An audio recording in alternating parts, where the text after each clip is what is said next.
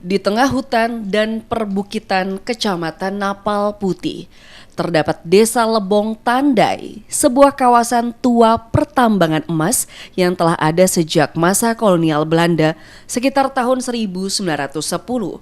Desa ini dikenal dengan julukan Batavia Kecil. Pada masanya, kawasan ini menjadi salah satu pusat pertambangan emas terpenting hingga disebut memiliki kaitan dengan emas pada bagian puncak Tugu Monas. Hingga kini, Lebong Tandai masih menyimpan jejak peninggalan kolonial, termasuk rel dan gerbong molek yang selama puluhan tahun menjadi akses utama masyarakat.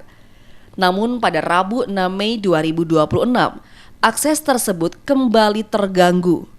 Longsor menyebabkan rel molek putus di kawasan Lubuk Derek atau Muara Lusang.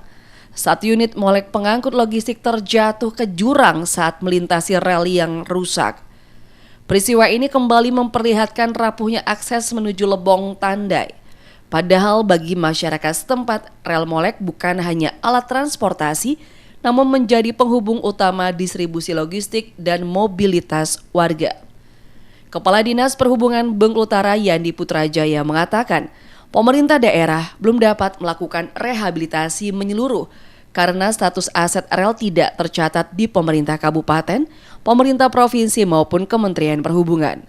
Rel tersebut diduga merupakan peninggalan swasta pada masa kolonial Belanda.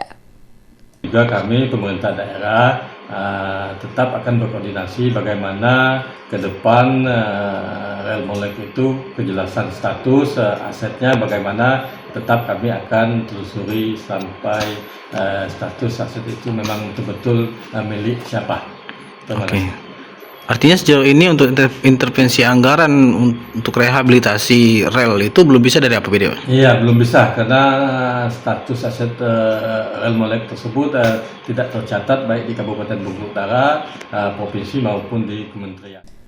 Sebelumnya, pemerintah daerah melalui program TMM di tahun 2020 telah membuka akses jalan darat menuju Lebong Tandai sepanjang 3,7 km. Namun hingga kini kondisi jalan masih berupa tanah, sulit dilalui saat hujan dan membutuhkan kendaraan khusus. Akibatnya masyarakat masih bergantung pada rel molek yang setiap hari diperbaiki secara gotong royong oleh warga dan pemerintah desa. Pemerintah daerah saat ini terus berkoordinasi dengan pemerintah pusat untuk mencari solusi rehabilitasi rel yang membutuhkan anggaran besar. Di tengah keterbatasan akses tersebut, Lebong Tandai masih bertahan sebagai desa bersejarah di pedalaman Bengkulu Utara, sebuah kawasan yang pernah menjadi simbol kejayaan tambang emas, namun hingga kini masih berjuang mendapatkan akses yang layak. Novan Al-Kadri, RBTV melaporkan.